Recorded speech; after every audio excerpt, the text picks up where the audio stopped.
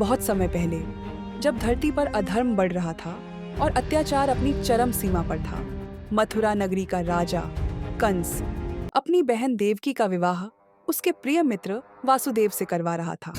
सजे धजे रथ, मंगल गीत और प्रसन्न जनता के बीच विवाह संपन्न होने के बाद कंस स्वयं अपनी प्रिय बहन देवकी और बहनोई वसुदेव को रथ में बैठाकर मायके से विदा कर रहा था। लेकिन रास्ते में अचानक आकाशवाणी हुई, कंस, जिस देवकी को तू इतने प्रेम से विदा कर रहा है, उसी का 8वां पुत्र तेरे विनाश का कारण बनेगा।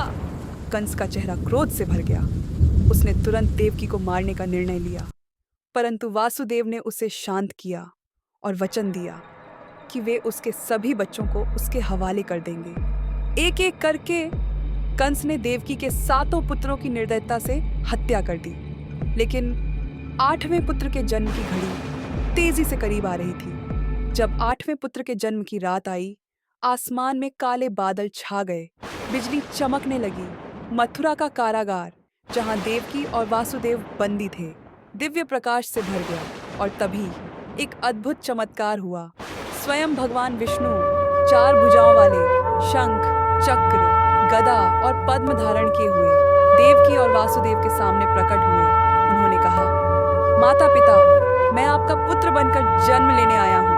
अब आप मुझे गोकुल में यशोदा और नंद के घर पहुंचा दें। जैसे ही भगवान ने कहा, कंस के कारागार के द्वार स्वयं खुल गए। पहरेदार गहरी नींद में सो गए और वासुदेव टोकरी में नन्हे कृष्ण को लेकर यमुना नदी की ओर बढ़े। बारिश तेज हो गई।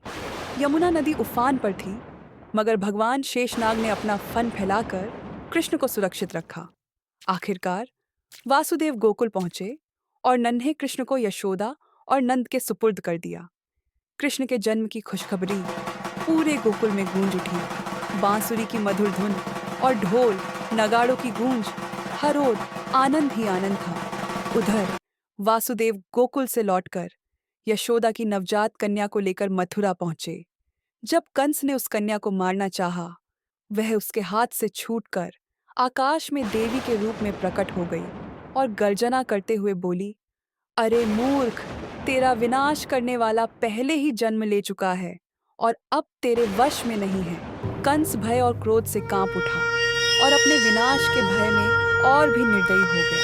श्री कृष्ण जन्म की यह कथा अत्यंत प्रेरणादायक और भक्तिपूर्ण है। यह हमें सिखाती है कि भगवान हमेशा अपने भक्तों की रक्षा के लिए अवतार लेते हैं और जब जब अधर्म बढ़ता है, तब तब भगवान धर्म की रक्षा के लिए अवतार धारण करते हैं। यदि आपको यह कथा पसंद आई तो कृपया हमारे चैनल को सब्सक्राइब करें ताकि हम आपको और भी भक्तिपूर्ण कहानियाँ पहुँचा सकें।